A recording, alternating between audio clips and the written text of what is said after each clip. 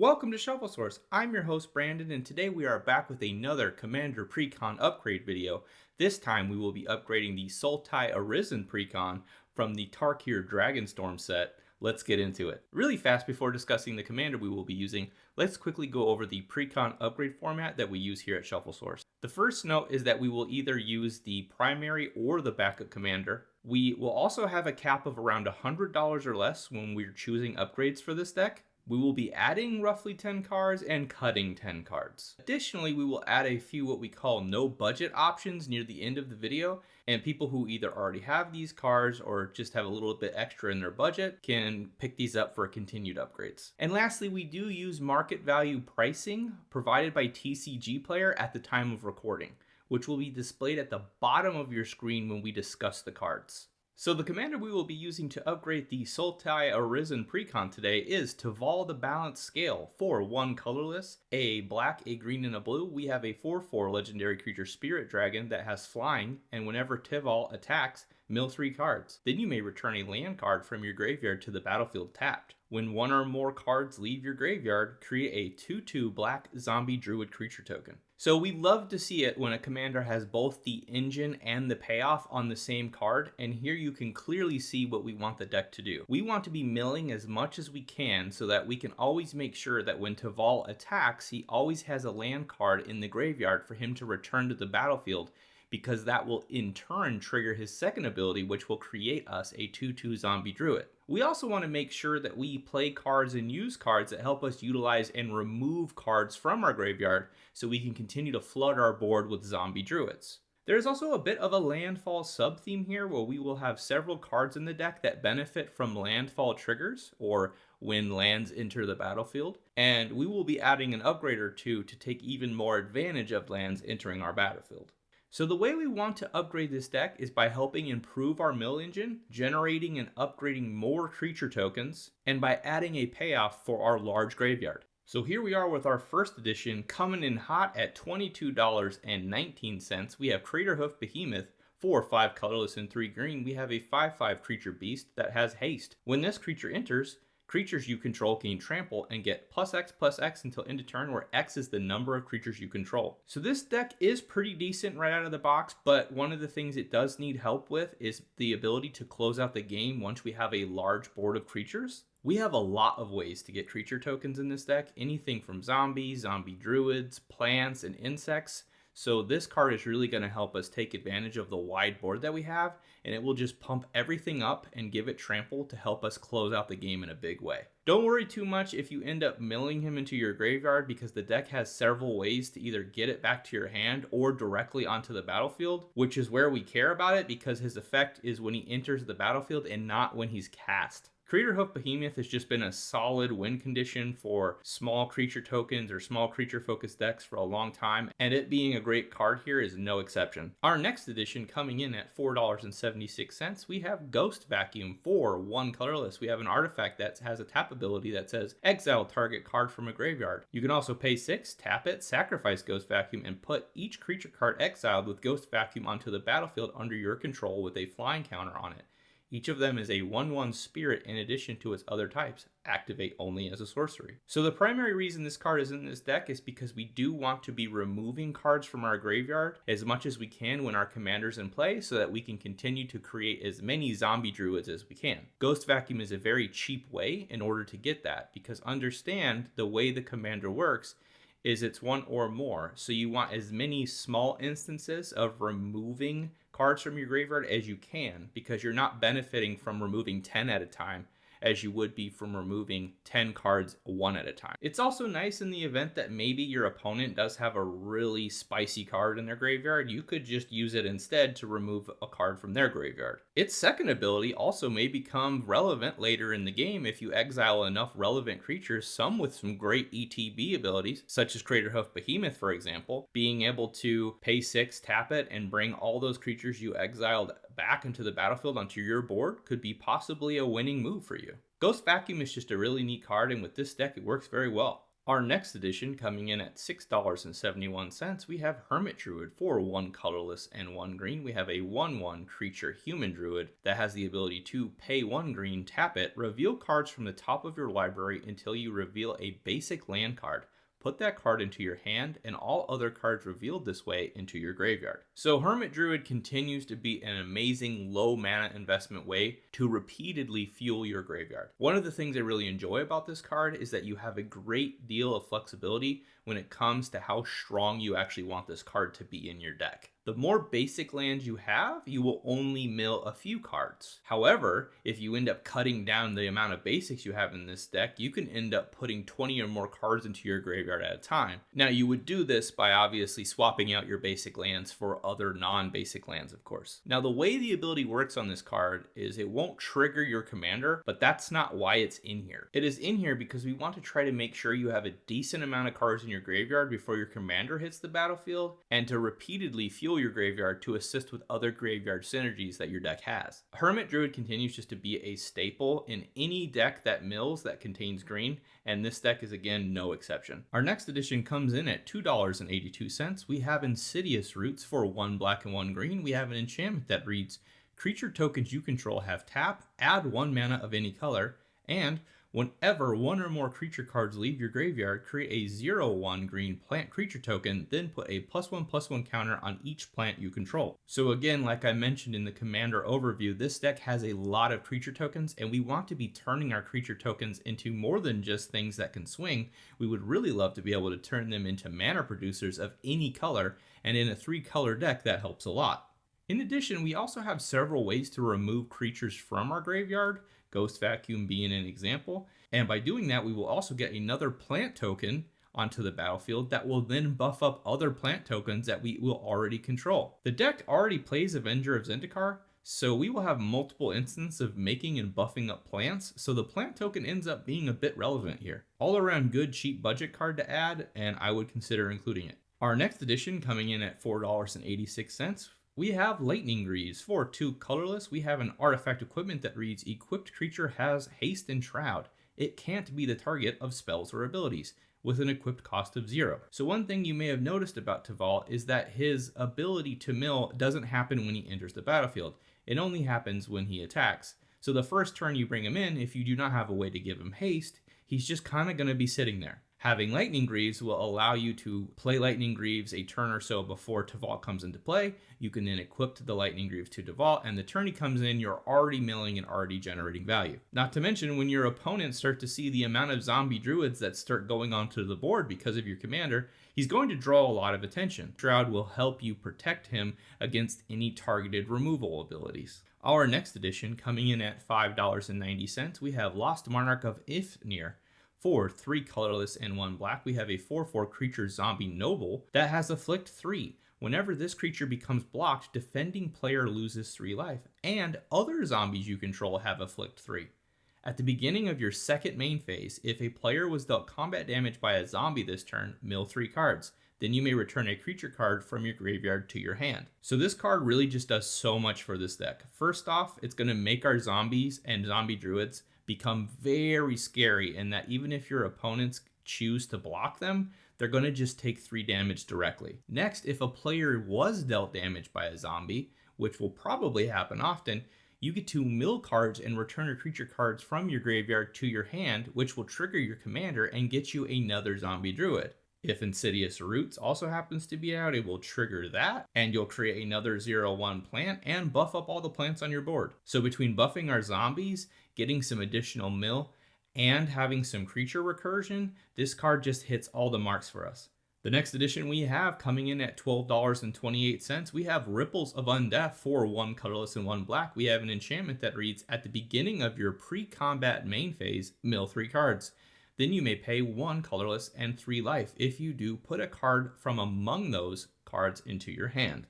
So Ripples of Undeath just continues to be one of my favorite cards that came out of Modern Horizons 3.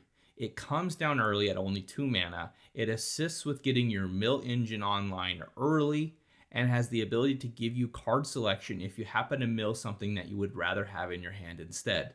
And the best part about this card in this deck is that it works with your commander in that the cards are being milled into your graveyard first, then you're paying the 1 colorless and 3 life to put the card into your hand. So it's hitting the graveyard, then leaving the graveyard, so you're going to be getting a zombie druid out of this. This is absolutely one of the must-include upgrades in my opinion. This is an amazing card for this deck. Our next edition, coming in at $2.10, we have Scoot Swarm. For 2 colorless and 1 green, we have a 1/1 creature insect that has landfall. When a land you control enters, create a 1/1 green insect creature token. If you control 6 or more lands, create a token that's a copy of Scoot Swarm instead. So this is a really good card for this deck in the fact that this deck has a lot of ways to get lands onto the board other than just playing 1 land per turn. It also helps that your commander has the ability to get lands onto the battlefield outside of just playing your 1 land per turn, so there's definitely multiple ways to get the landfalls here to trigger often. Scoot Swarm is one of those cards where if your opponents do not have an answer to your Scoot Swarm quickly, you will have a board that will be too hard to keep up with, and you will just exponentially create more Scoot Swarms and overwhelm your opponents. Our next edition, coming in at 45 cents, we have Sidisi Brood Tyrant. For 1 colorless, a black, a green, and a blue. We have a 3/3 legendary creature Naga Shaman that says whenever Sidisi Brood Tyrant enters the battlefield or attacks, mill 3 cards.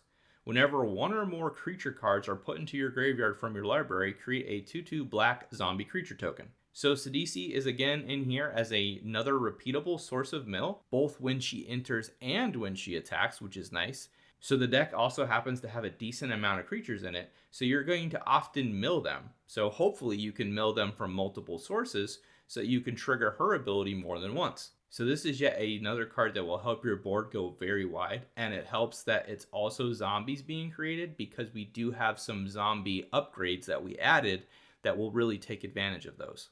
Our last edition, coming in at $9.78, we have 6 for 2 colorless and 1 green. We have a 2/4 legendary creature Treefolk that has reach. Whenever 6 attacks, mill 3 cards. You may put a land card from among them into your hand. As long as it's your turn, non-land permanent cards in your graveyard have retrace. You may cast permanent cards from your graveyard by discarding a land card in addition to paying their other costs. So 6 is a really great include here. It comes down before your commander. It's yet another piece to help you get cards into your graveyard by milling. It also synergizes very well with your commander in that you mill the cards first when 6 attacks, and then you return a land card to your hand, which a card leaving the battlefield will create you a zombie druid, as you know, based off of Teval's ability. Also, the final ability here is just so relevant for this deck. Giving your non-land permanents retrace is a way for you to not only keep fueling your commander's ability,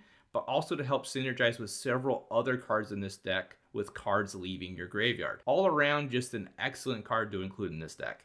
So we have made it to the removals part of our video, and I do want to start off by saying this is probably one of the tougher precons that I have ever had to do cuts on. There are definitely a few where it makes sense to cut those right away, but once you get down to like 5 or less cards you need to remove, it becomes much more of a challenge, and I think that speaks a lot to how well the deck is out of the box. Our first removal is Consuming Aberration. For 3 colorless, 1 blue, 1 black, we have a Star creature horror.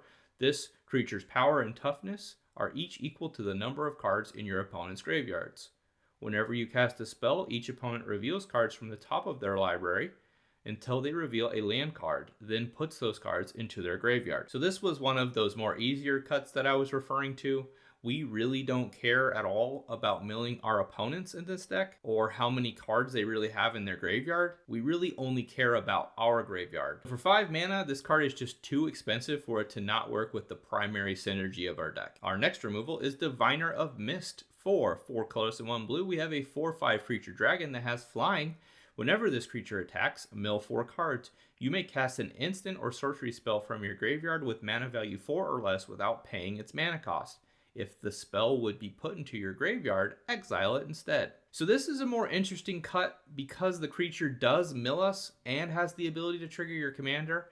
However, it just is somewhat expensive really at 5 mana for the value that it would provide to this particular deck. It would really serve its purpose much better in a deck that is way more heavy on instant and sorcery spells, which this deck really isn't. So that's the reason we're going to cut the card. Our next removal is Essence Anchor. Coming in at 2 colorless and 1 blue, we have an artifact that says at the beginning of your upkeep, surveil 1. Look at the top card of your library. You may put it in your graveyard. You can also tap it to create a 2/2 black zombie druid creature token. Activate only during your turn and only if a card left your graveyard this turn. So while Surveil is nice, it is only going to surveil us 1, and if I'm going to pay 3 mana for something, I would much prefer it to mill us multiple cards into our graveyard. The ability to create a zombie druid is nice and relevant, but it's also conditional. So the combination of only surveil 1 and having a condition on when we can create the creature token is enough for me to want to cut the card. Our next removal is Forbidden Alchemy, coming in at 2 colorless and 1 blue. We have an instant that says look at the top 4 cards of your library, put 1 of them into your hand and the rest into your graveyard. It also has flashback for 6 colorless and 1 black. You may cast this card from your graveyard for its flashback cost, then exile it. So while this card does put cards in our graveyard, the card you put into your hand from it is not from the graveyard, so it won't work with our commander. We would much rather add cards that mill and then allow you to return cards from your graveyard so that we can trigger our commander's ability as often as possible. Our next removal is Grisly Salvage. For 1 black and 1 green, we have an instant that says reveal the top 5 cards of your library. You may put a creature or land card from among them into your hand, put the rest into your graveyard. So this card is very similar to Forbidden Alchemy in the sense that while this does put cards in our graveyard, the card that you put into your hand is not from the graveyard, so again, it won't work with your commander's ability. So we definitely want to cut this card because we would rather add cards that again allow us to mill and then return cards from the graveyard to our hand or to the battlefield. So our next cut is Lord of the Forsaken. For 4 colorless and 2 black, we have a 6/6 creature demon that has flying and trample. You can pay a black, sacrifice another creature, target player mills 3 cards, pay 1 life, add a colorless, spend this mana only to cast a spell from your graveyard. So while this creature does have the ability to mill, it is a very overall expensive way to take advantage of the mill it provides. You would first need to spend the 6 mana to get it onto the battlefield, then spend another mana and sacrifice a creature before you benefit from the milling it provides at all. You are also going to want to set up your mill engines well before having 7 mana available to you. The second ability is good, but by the time you have this creature out, you probably have the mana needed to cast whatever you wanted from your graveyard anyway. Honestly, for me, it just seems like way too much of investment for the value that it provides.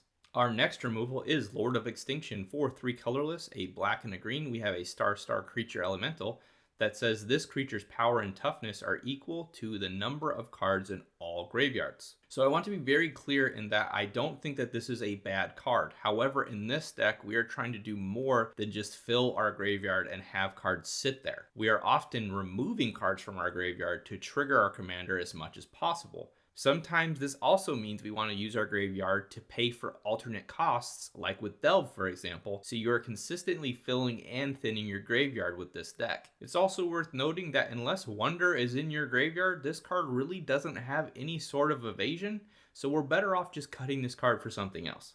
Our next removal is Necropolis Fiend. Coming in at 7 colorless and 2 black, we have a 4/5 creature demon with Delve. Each card you exile from your graveyard while casting this spell pays for 1 colorless. It also has flying. You can also pay X, tap it, exile X cards from your graveyard. Target creature gets -X until end of turn. So I do know that this creature does have Delve, so there is a way to get it onto the battlefield cheaper, and the Delve will also help trigger your commander's ability to create zombie druids. However, I still think what you get for it is still too expensive even with having the ability to delve. So the second ability on it is fine in that it could be used as a piece of removal, but again, you are using up a lot of cards in your graveyard to pay for it. And it is a tap ability, so unless you put Lightning Greaves on it, it is not using the ability the turn that it comes into play anyway. Again, not a bad card, but just one I think we should cut. Our next removal is Reassembling Skeleton for 1 colorless and 1 black. We have a 1/1 creature skeleton warrior that for 1 colorless and 1 black, you can return this card from your graveyard to the battlefield tapped. So just overall, this is not a very impactful card. It also isn't a zombie or any of the other creature types that we mentioned before that synergizes well in this deck. There also happens to be other ways to get creatures out of our graveyard, like Gravecrawler, for example. So you really won't miss having this card, honestly. Not to mention, once your opponents understand how Teval's ability works, they're really not going to set up a lot of ways for your Reassembling Skeleton to go to the graveyard often. Most times when you try to attack with Reassembling Skeleton, and if Teval's out, they're just going to take the 1 damage because they would rather not kill it and then later have you bring it back to then get your skeleton and a zombie druid with it. So really, you're not going to miss this card. And here we have the last of our removals. We have Woestrider for 2 colorless and 1 black. We have a 3/2 creature horror that says when this creature enters, create a 0/1 white goat creature token, sacrifice another creature, scry 1. And it also has Escape for 3 colorless and 2 black. You can exile 4 other cards from your graveyard. You may cast this card from your graveyard for its escape cost. This creature escapes with 2 +1/+1 counters on it. So as we mentioned before, the plan is to make a lot of creature tokens with this deck and use them either for utility or to swing out at our opponents and win the game. Scrying a bunch of times in our self-mill deck is really not how we should be using our creature tokens. I understand maybe you would want this as a last-ditch effort to fish for an answer to stay in the game or something, but I just don't think this card will provide enough value for it to be worth staying in the deck at all. So we have made it to the no budget options part of our video. So we are going to start things off with fetch lands. Fetch lands are really good for decks that have landfall synergy and are excellent for helping to ensure you have all the types of mana that you need for your spells. This is a 3-color deck, so you do want to make sure that you are mana fixed as early as possible so that you can cast the variety of cards that you have in your deck. To help illustrate the value of fetch lands, let me give you an example. You can play your fetch land as your land for turn, immediately tap and sacrifice it to bring in another land from your library onto the battlefield. Then let's say your commander is out and you attack with him, you can return the same land to the battlefield again tapped. In this case, you now have 3 landfall triggers that occurred on the single turn. You can then do the same thing all over again next turn. So like I said, it's a great way to fuel any of your landfall cards, and it's a great way to continue to fuel your commander's ability to not only bring a land back, but to trigger its second ability to get a zombie druid. So the prices range from around $14.31 to around $25.93, but I'm only including the fetch lands that have both of the land types featured. So in this case, Misty Rainforest, Polluted Delta, and Verdant Catacombs. I really do think this is the kind of deck that could benefit from having all 3 of the fetch lands added to it. And here we have our next no budget option coming in at $26.94. We have Overlord of the Bailmark for 3 colorless and 2 black. We have a 5/5 enchantment creature avatar horror that has impending 5. For 1 colorless and 1 black, if you cast this spell for its impending cost, it enters with 5 time counters and isn't a creature until the last is removed. At the beginning of your end step, remove a time counter from it. Whenever Overlord of the Bailmark enters or attacks mill 4 cards, then you may return a non-avatar creature card or a planeswalker card from your graveyard to your hand. So I really like Overlord of the Bailmark for this deck because it can come down early if you really need it by paying its impending cost. It's also good as a repeatable mill source and also returns a creature or planeswalker to your hand, which will trigger your commander. So this card provides you mill, it has card recursion, and the card recursion will trigger your commander. It's just a solid pick to add to your deck. If you also happen to have your Lightning Greaves out at the time and you're able to play it for the 5 mana cost, it's now coming in, you attach Lightning Greaves to it and swing, you're now milling a total of 8 cards from this play, and you get to recur 2 cards to your hand. That's a pretty big deal. And here we have our final no budget option upgrade for $38.07. We have Parallel Lives for 3 colorless and 1 green. We have an enchantment that reads, if an effect would put 1 or more tokens onto the battlefield under your control, it puts twice that many of those tokens onto the battlefield instead. So the way this deck is built and the way we decided to upgrade it further, we have the ability to create a lot of creature tokens in this deck. We have zombies, we have zombie druids, we have plants, we have insects, and so on. So being able to create twice as many of those tokens is a massive upgrade to this deck, and it's very clear why we want to add it. And there you have it. After upgrading this deck, we have a final upgrade cost of $71.85.